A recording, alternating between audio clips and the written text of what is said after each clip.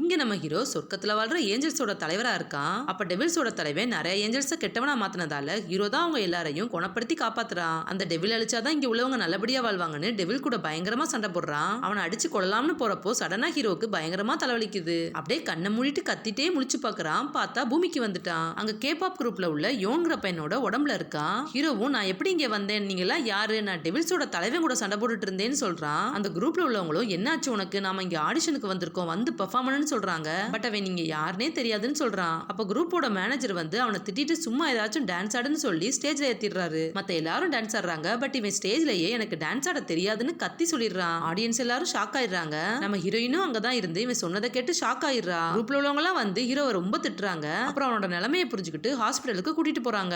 அங்க ஹீரோ அவனோட பவர்ஸ் வேலை செய்தான்னு செக் பண்ண கண்ணாடியை வச்சு கையை வெட்டிடுறான். அவன் பவரை யூஸ் பண்ணதும் அந்த காயம் அப்படியே மறைஞ்சிருது. ஹீரோவும் நம்ம பவர் நம்மகிட்ட தான் இருக்குன்னு புரிஞ்சுக்கிறான். அப்புறம் டாக்டர் இவனை செக் பண்ணிட்டு இவனுக்கு எந்த பிரச்சனையும் இல்ல, ஒருவேளை மனரீதியா பாதிக்கப்பட்டிருப்பான்னு சொல்றாரு. இவங்க அங்க இருந்து கிளம்பும் போது ஒரு குட்டி பையன் கையில அடிபட்டதோட நடந்து வர்றான். ஹீரோ அவனை பார்த்ததும் அவனோட பவர் யூஸ் பண்ணி காயத்தை சரி பண்ணிடுறான். வீட்டுக்கு வந்து இவனோட ரூமை பார்த்ததும் இவ்வளவு குப்பையா இருக்கு, எனக்கு தனி ரூம் வேணும்னு சொல்றான். இதனால இவனை பால்கனில படுக்க வைக்கிறாங்க. இவனும் கடவுள்கிட்ட பேசலாம்னு ட்ரை பண்றான். பட் எந்த ரிப்ளையும் வரல. அடுத்த நாள் ஹீரோ அவனோட பவரை யூஸ் பண்றப்போ யாராச்சும் இருக்கீங்களா, எனக்கு பயமா இருக்குன்னு இவன் பேசுற மாதிரியே ஒரு குரல் கேக்குது. பட் இவனால அந்த குரல் கூட பேசவே முடியல. இவன் ஸ்டேஜ்ல டான்ஸ் ஆட தெரியாதுன்னு சொன்னதை யாரோ ரீமேக்ஸ்லாம் பண்ணி இப்ப இவங்க ட்ரெண்ட் ஆகிடுறாங்க.